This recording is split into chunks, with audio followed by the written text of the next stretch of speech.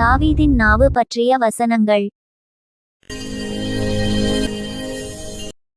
தாவீது சொல்கிறார், என் நாவினால் பாவஞ்செய்யாதபடிக்கு நான் என் வழிகளை காத்து, துன்மார்க்கன் எனக்கு முன்பாக இருக்குமட்டும் என் வாயை கடிவாளத்தால் அடக்கி வைப்பேன் என்று.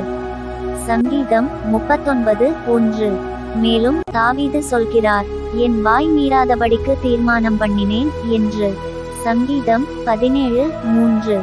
அப்படியானால் தாவீதின் நாவும் வாயும் என்ன செய்கிறது? வசனங்களை பார்க்கலாம்.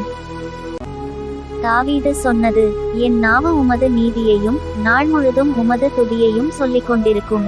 சங்கீதம் 35:28. உம்முடைய வார்த்தைகள் என் நாவுக்கு எவ்வளவு இனிமையானவைகள், என் வாய்க்கு அவைகள் தேனிலும் மதுரமாயிருக்கும். சங்கீதம் 119:103. என் நாவு உம்முடைய வசனத்தை விவரித்துச் சொல்லும். சங்கீதம் 119:172. என் வாய் ஞானத்தை பேசும்.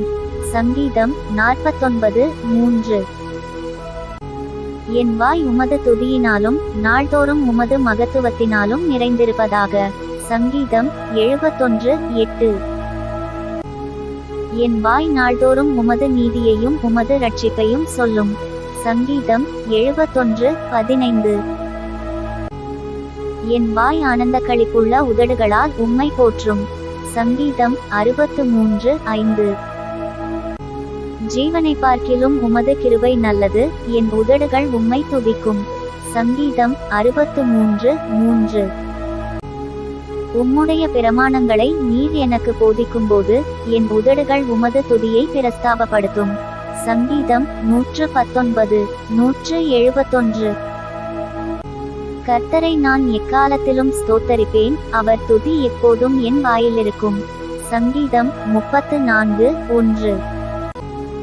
ராக்காலத்திலே அவரை பாடும் பாட்டு என் வாயிலிருக்கிறது. சங்கீதம் 42:8. என் நாவு உம்முடைய நீதியை கெம்பீரமாய் பாடும். சங்கீதம் 51:14. நாள்தோறும் என் நாவு உமது நீதியை கொண்டாடும். சங்கீதம் 71:24. ஆம், தாவீது தன் நாவினால் பாவஞ்செய்யாதபடிக்கு தேவனை துதிக்கவும், தேவனுடைய வார்த்தைகளை சொல்லவும், அவர் நீதியை சொல்லவும், அவர் இரட்சிப்பை சொல்லவும், தேவனுடைய மகத்துவங்களை சொல்லவும் உபயோகப்படுத்துகிறார். எத்தனை அற்புதமான வசனங்கள்!